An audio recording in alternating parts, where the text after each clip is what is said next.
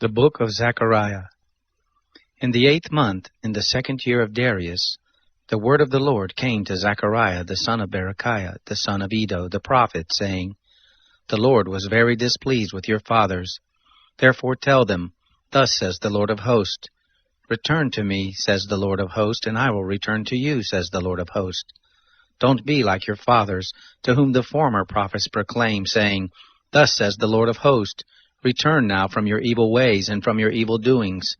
But they did not hear, nor listen to me, says the Lord. Your fathers, where are they? And the prophets, do they live forever? But my words and my decrees, which I commanded my servants the prophets, didn't they overtake your fathers? Then they repented and said, Just as the Lord of hosts determined to do to us, according to our ways and according to our practices, so he has dealt with us. On the 24th day of the 11th month, which is the month Shabbat, in the 2nd year of Darius, the word of the Lord came to Zechariah the son of Berechiah, the son of Iddo, the prophet, saying, I had a vision in the night, and behold, a man riding on a red horse, and he stood among the myrtle trees that were in a ravine, and behind him there were red, brown, and white horses. Then I asked, My Lord, what are these? The angel who talked with me said to me, I will show you what these are. The man who stood among the myrtle trees answered, They are the ones who the Lord has sent to go back and forth through the earth. They reported to the angel of the Lord who stood among the myrtle trees and said, We have walked back and forth through the earth, and behold, all the earth is at rest and in peace. Then the angel of the Lord replied, O Lord of hosts, how long will you not have mercy on Jerusalem and on the cities of Judah, against which you have had indignation these 70 years? The Lord answered the angel who talked with me with kind and comforting words. So the angel who talked with me said to me, Proclaim, saying, Thus says the Lord of hosts, I am jealous for Jerusalem and for Zion with a great jealousy. I am very angry with the nations that are at ease, for I was but a little displeased, but they added to the calamity. Therefore thus says the Lord, I have returned to Jerusalem with mercy. My house shall be built in it, says the Lord of hosts, and a line shall be stretched forth over Jerusalem. Proclaim further, saying, Thus says the Lord of hosts, My cities will again overflow with prosperity, and the Lord will again comfort Zion, and will again choose Jerusalem. I lifted up my eyes and saw, and behold, 4 horns. I asked the angel who talked with me, What are these? He answered me, These are the horns which have scattered Judah, Israel, and Jerusalem. The Lord showed me 4 craftsmen. Then I asked, What are these coming to do? He said, These are the horns which scattered Judah, so that no man lifted up his head.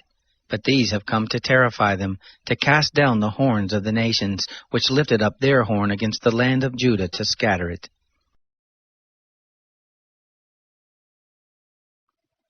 I lifted up my eyes and saw, and behold, a man with a measuring line in his hand.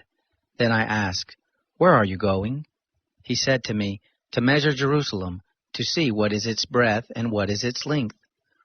Behold, the angel who talked with me went forth, and another angel went out to meet him and said to him, Run, speak to this young man, saying, Jerusalem will be inhabited as villages without walls, because of the multitude of men and cattle in it. For I, says the Lord, will be to her a wall of fire around it, and I will be the glory in the midst of her. Come, come, flee from the land of the north, says the Lord, for I have spread you abroad as the 4 winds of the sky, says the Lord.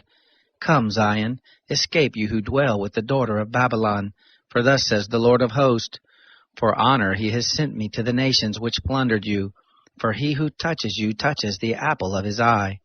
For behold, I will shake my hand over them, and they will be a spoil to those who serve them, and you will know that the Lord of hosts has sent me.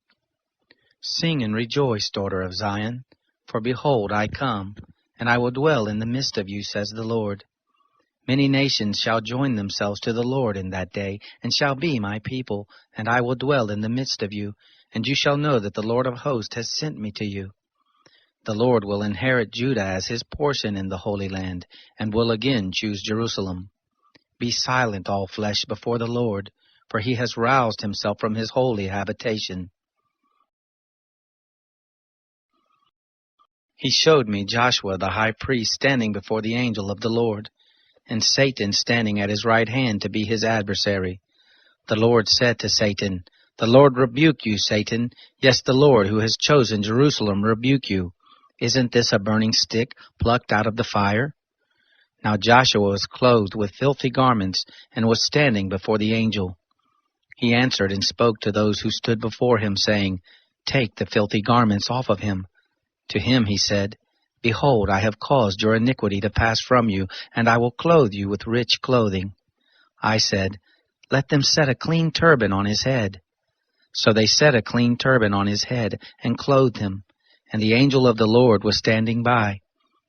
The angel of the Lord protested to Joshua, saying, "Thus says the Lord of hosts, if you will walk in my ways, and if you will keep my charge, then you also shall judge my house, and shall also keep my courts, and I will give you a place of access among these who stand by.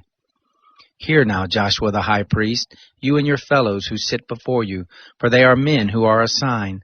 For behold, I will bring forth my servant the branch.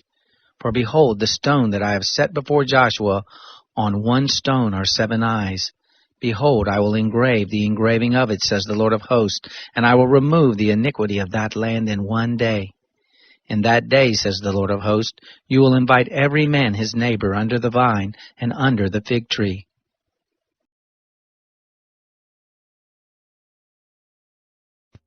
A great sign was seen in heaven, a woman clothed with the sun, and the moon under her feet, and on her head a crown of 12 stars.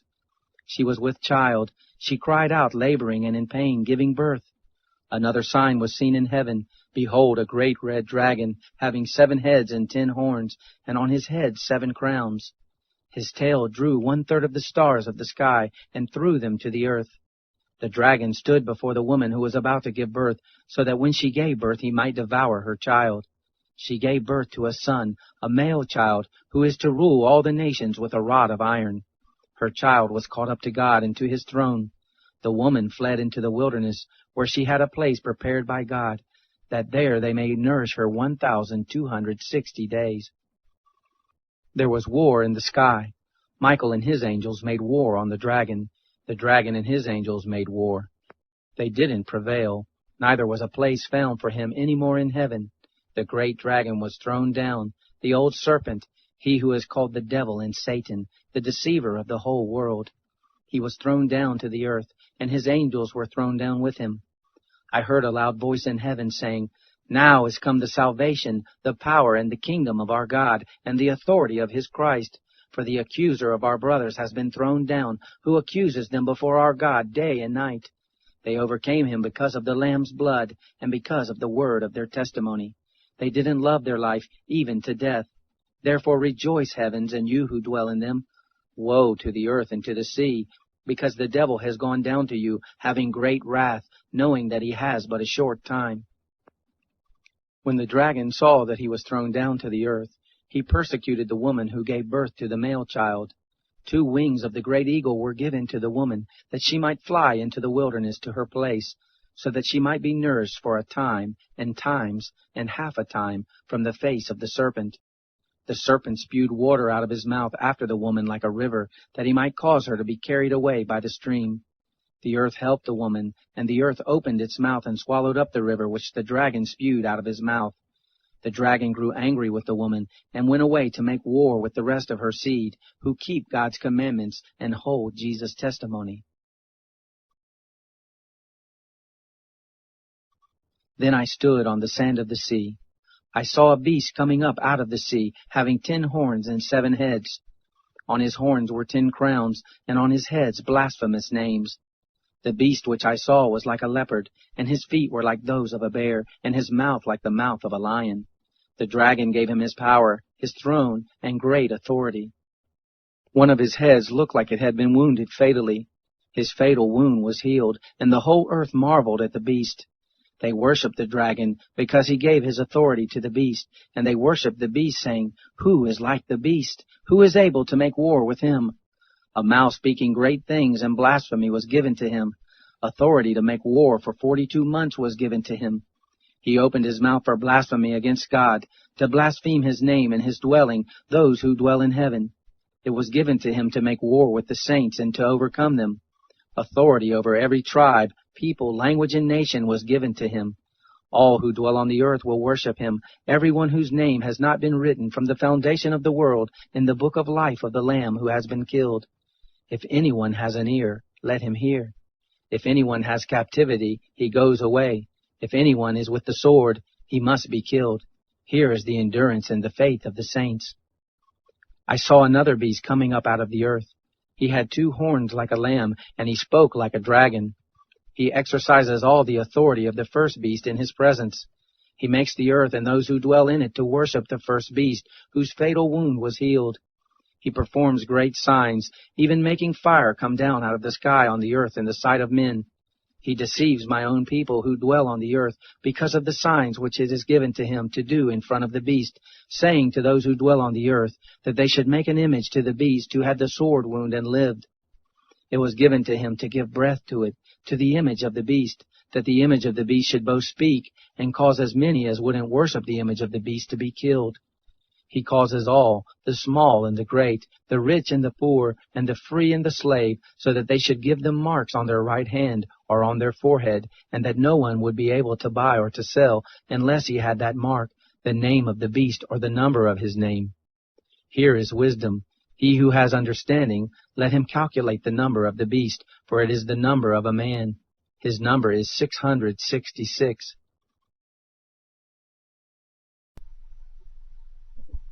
Psalm 140. For the chief musician, a psalm by David. Deliver me, Yahweh, from the evil man. Preserve me from the violent man. Those who devise mischief in their hearts, they continually gather themselves together for war. They have sharpened their tongues like a serpent. Viper's poison is under their lips. Yahweh, keep me from the hands of the wicked. Preserve me from the violent men who have determined to trip my feet. The proud have hidden a snare for me. They have spread the cords of a net by the path. They have set traps for me. I said to Yahweh, You are my God. Listen to the cry of my petitions, Yahweh. Yahweh, the Lord, the strength of my salvation. You have covered my head in the day of battle. Yahweh, don't grant the desires of the wicked. Don't let their evil plans succeed, or they will become proud. As for the head of those who surround me, let the mischief of their own lips cover them. Let burning coals fall on them. Let them be thrown into the fire, into miry pits from where they never rise. An evil speaker won't be established in the earth. Evil will hunt the violent man to overthrow him. I know that Yahweh will maintain the cause of the afflicted and justice for the needy. Surely the righteous will give thanks to your name. The upright will dwell in your presence. Psalm 141. A psalm by David. Yahweh, I have called on you. Come to me quickly. Listen to my voice when I call to you. Let my prayer be set before you like incense, the lifting up of my hands like the evening sacrifice. Set a watch, Yahweh, before my mouth. Keep the door of my lips. Don't incline my heart to any evil thing, to practice deeds of wickedness with men who work iniquity. Don't let me eat of their delicacies. Let the righteous strike me. It is kindness. Let him reprove me. It is like oil on the head. Don't let my head refuse it. Yet my prayer is always against evil deeds. Their judges are thrown down by the sides of the rock. They will hear my words, for they are well spoken. As when one plows and breaks up the earth, our bones are scattered at the mouth of Sheol. For my eyes are on you, Yahweh the Lord. In you I take refuge. Don't leave my soul destitute. Keep me from the snare which they have laid for me, from the traps of the workers of iniquity. Let the wicked fall together into their own nets, while I pass by.